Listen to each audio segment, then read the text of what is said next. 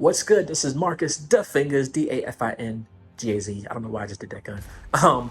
But the Fingaz talking about sync. This is the Syncrets To Success podcast. This is day 25. Hopefully you've been watching or binge watching. I haven't really been marketing this yet, so by the time you get here, I'm probably gonna finish this whole series and then market it, and just you can just binge watch. Most of the episodes are under 10 minutes. Some are even under 5, so you can binge watch all of them within a couple hours and be ready on your way into sync. Today, day 25, we're going to talk about the intriguing realm of references and sound-alike tracks. I think I talked about references before. I've mentioned it in past episodes, even yesterday. But these are compositions that play a unique role in securing sync opportunities while respecting the copyright boundaries.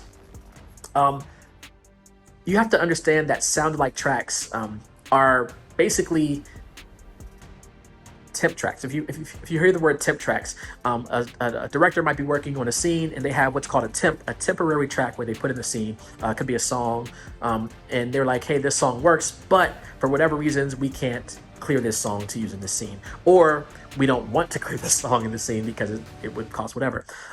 So they might send you a list and say, hey, here's the song we put in the scene, or here are 3 or 4 songs that we want something similar to this vibe, and make your version of that and send it to us.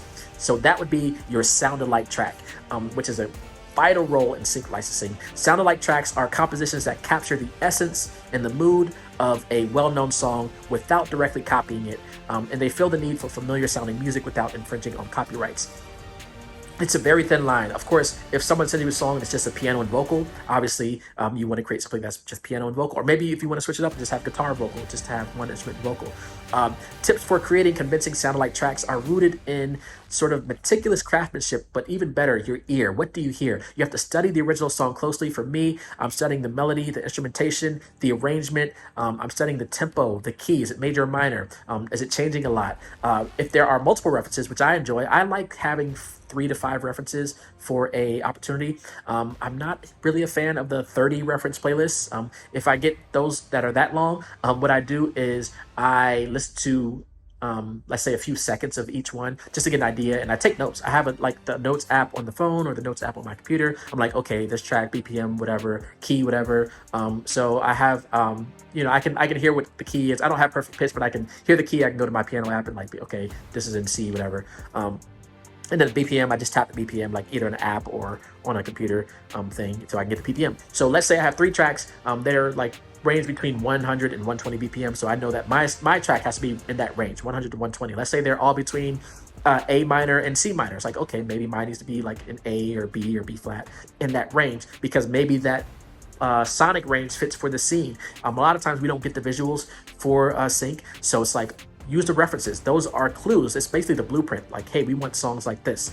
Then use those elements as inspiration to craft your version of that in your composition that will evoke the similar feeling while maintaining your unique voice. Now, if you are a music creator like me, but you're not a singer, I just create the instrumental, then I have to have a list of singers. So let's say I'm listening to songs. I already know if it's a folk song and I'm doing like a guitar pad thing, I already know who I'm going to go to because I have my Syncrets To Success Facebook group, and I can go to the directory. I can type in folk or like pop or acoustic or ambient, and I can find people on that list in that directory that could work on it. But then once I start working with people, I can start getting a mental list or even a physical list of artists who I know who can deliver on that style of music. So it's like I can go to sort of my own list that I created based off this other list of artists that I know who will deliver. Of artists, if I need a Spanish track, reggaeton track, I can go to this list and be like, okay, who's the reggaeton? Let me work with these guys that I've worked with before, because I know they can deliver, especially if it's last minute. If I have a little bit more time, I might go for finding a new artist and giving them the chance to work on something. But case studies of successful sound-alike tracks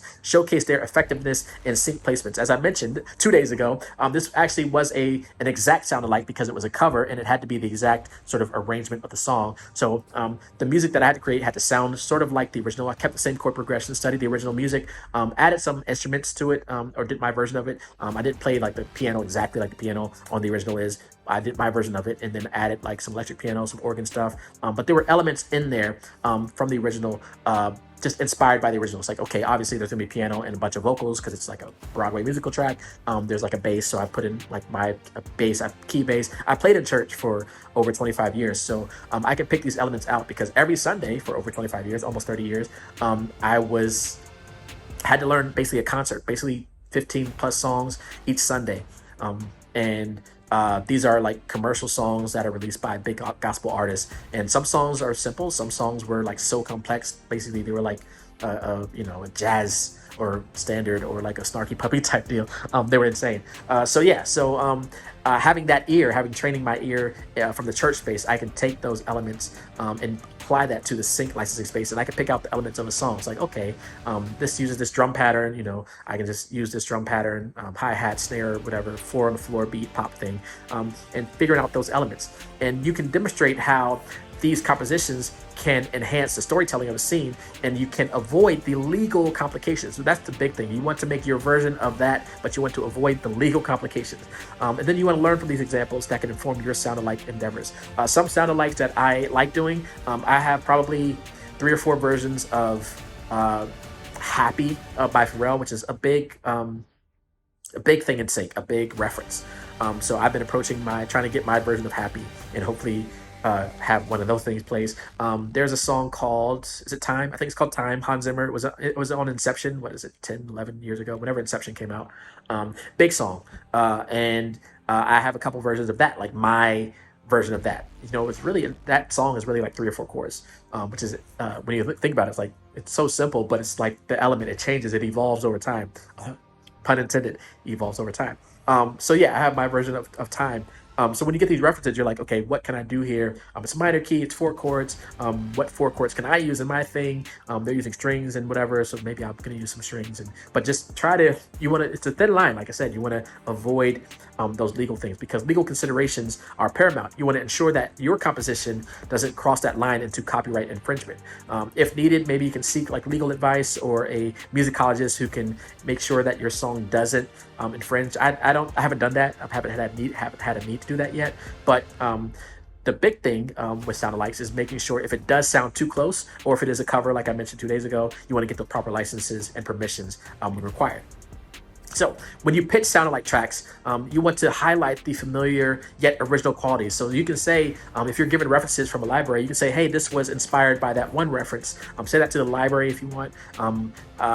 These days, you might not want to say it out loud, like on social media and things like that, because we're in such a litigious world right now that everyone will sue for everything. It's like, hey, this guy said that he was inspired by my song, and he got this big placement on the show, and I deserve some of that. So I would be careful and cautious of that. Again, we've seen things like in the Blurred Lines lawsuit, which, whatever. So you just want to make sure that you're not too close to the copyright infringement. But just emphasize how your track can enhance the storytelling and the emotional impact of the visuals. Sound alike tracks will always be needed. References, hopefully, I love getting references. Some people don't like it. I enjoy it because it gives me a ballpark of where I need to be going musically. And it's valuable in the sync licensing toolbox. It provides a means to evoke familiarity and nostalgia while respecting copyright boundaries. And we have to understand the role creating convincing compositions and navigating legal considerations and pitching them effectively. We can harness the potential of sound alike tracks in sync licensing. Some other areas where sound alike tracks are really big are holiday music, holiday songs, because a lot of holiday music does sound the same. You get of course, sleigh bells, you need that. Strings, maybe some brass things, maybe it's almost like a jazz type thing, but a lot of holiday music sounds the same. So how can you do your version of that and get it across the finish line for those opportunities? So that would conclude day 25 of Syncrets To Success. We are getting there as we close out this month of entering into sync licensing. Tomorrow is going to be special. Day 26, special because day 26 of August 26 is my birthday. So I don't know what the episode will be, but check out the episode tomorrow where we're going to talk more about Syncrets To Success. Be sure to join the Syncrets To Success Facebook group. Check out all the links in the description below, and I will see you tomorrow. All right, peace.